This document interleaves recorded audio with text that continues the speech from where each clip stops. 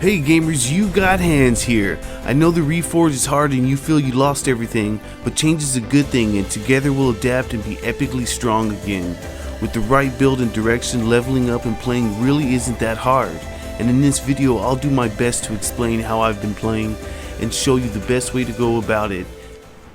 How's it going gamers? In this guide video today we're going over Agarus and Skarn weapons and the different variations. I have builds for all the weapons, but I know you see the sword here because it is one of my favorites right now. One of the benefits of using these tear weapons is the healing orbs you see, and that's great for you and your party, especially during Reforged because it's so tough. Not only that is the legendary ability where you can resurrect people and become unstaggerable and heal them over time, and that resets every time on a behemoth kill, so that's very good. And as you can see, this build does great at healing you. I mean, look at the health regen, look at the shield regen. I should be dead just like everybody else, but these builds definitely help you stay alive without a doubt. And I mean, look at that damage. I'm a level 11 axe and I'm doing some pretty good damage to a level 15 Nene. So I mean, this is a pretty good build, clearly, as you can see. And don't forget, I go over builds for each weapon for Skarn and Agarus because they're pretty much the same. If you don't have Agarus weapons, you can definitely still use the Skarn weapons in these builds, so definitely stay tuned for that. So the fastest way to level your weapons is to fight a behemoth that is 4 levels above your weapon level.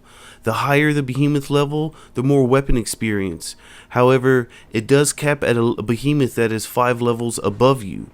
And also remember to save your bounties and use them when your weapon level is around 15, because the highest behemoth level is 20, so you don't get that bonus experience to your weapon. Alright gamers, so let's hop into this build. So what we got going on is a bunch of different builds, and what I'm trying to show you is a good solid setup for survivability and damage. So I'm going to show you the difference of using Agarus weapons versus just the Skarn weapons in case you don't have the Agarus weapons.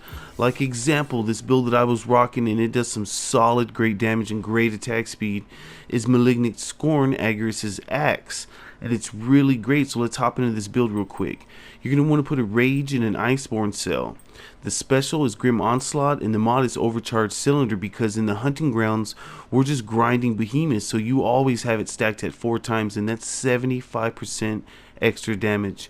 And that really helps with what we're doing in the hunting grounds and trying to level up our weapons because we have less damage and resistance, you know, because of our low level gear.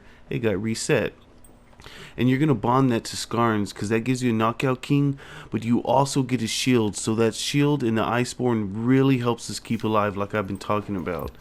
For the headpiece, we're using Rezi's head that has a conduit, and you're going to put a Wild Frenzy. The chest piece is Shroud, you're going to put an Overpower. The arms are Torgodoros, and you're going to put a Discipline. The legs are Boreas's, and you're going to put a Wild Frenzy. And we're using Embermane's Lantern for the increased attack speed because Conduit and Embermane's Lantern sync up real well for a constant boost of attack speed, not to mention we're at +6 Wild Frenzy, so that is really dope. And we'll be attacking super fast. And obviously you're going to throw a Conduit in there. And like with all the builds that I've been rocking lately, because we're all getting our butts kicked, we're all lacking damage and health and defense, definitely run around with Lifespring Pylon and Ironhide. That really helps the crew out, especially when you're in a 6-person hunt in the event. That definitely really helps everybody keep them alive so they can maintain doing damage.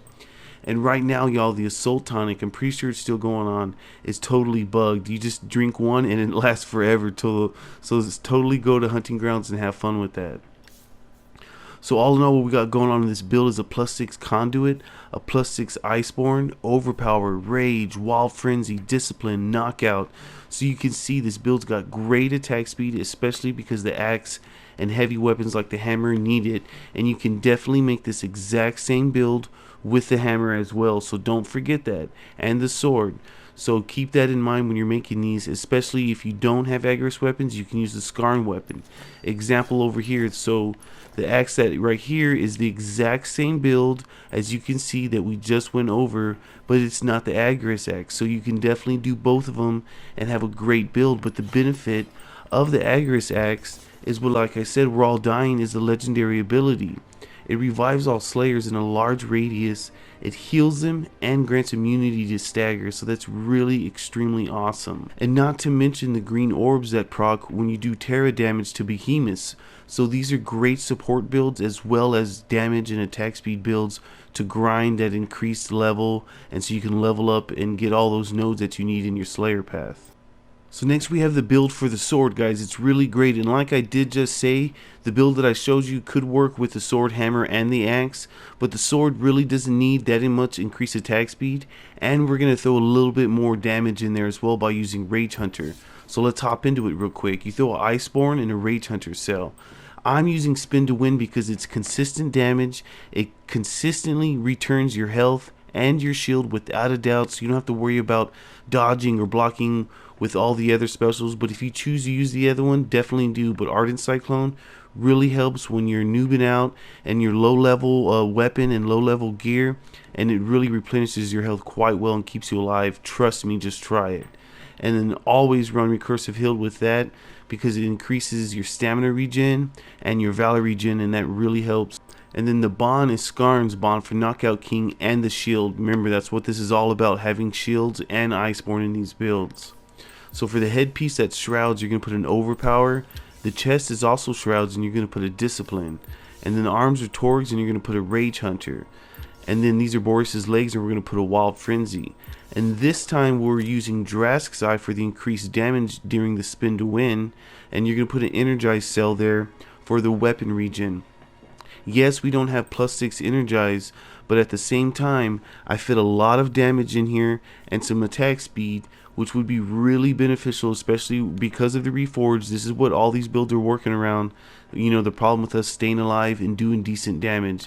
And trust me, a Spin to Win build, this one right here, will keep you alive and you will do great damage. Alright, this next build I'm going to show you is for the weapons like the Strikers, the Chain Blades, and the Warpike that have a Technique cell and a defensive cell. So like I said, this build will work for all of those as well, just like the other ones I've been showing you. So play along with the different armor pieces so you can find a build that you really like. So let's hop into this. For each and every weapon, just like I said, the Strikers, Warpike, or Chain Blades, you'll throw a Wild Frenzy and an Iceborne cell. Special for the Strikers, I use Titan's Crash and Cyclonic Strike Plate. The headpiece is all the same. Remember that you see how it's going on is Dark Watch, and we're going to put a Rage Hunter cell. The chest piece is the same as well, and you put an Overpower cell. The arms are the same as well, and you're going to put a Discipline cell. Same thing with the legs, and we're going to put a Wild Frenzy cell. And then the Lantern is Drask's Eye for that one, especially for the Strikers, and we're going to put a Zeal for the Clap. But as you can see, the armors and the cells are variously the same to a certain degree, so you could figure out a build. If you don't like these builds or don't have some of the stuff, you can definitely figure out your own build to make something that's more relative for you. But check this out, this has Iceborne, Overpower, Rage, Wild Frenzy, all at 6, and then Discipline, Knockout, Rage Hunter for a little bit extra damage, and then Zeal. So remember, we're not using Predator in these builds because we're getting hit all the time and dying, but these Iceborne shield builds with Skarn bonds and Agarus weapons are a definite because they're support builds, they have damage, they have attack speed, and I hope you're able to make them, and I hope you have fun. Alright gamers, that's all I got for this video, but hey, if you have any more questions about how I'm playing and how I'm doing the Reforge and other ways or other new builds, hit me up in the comment section because you know I always answer you guys. I will be having some more videos coming out as soon as possible, so definitely stay tuned for that. This is Hans signing out. Peace, y'all.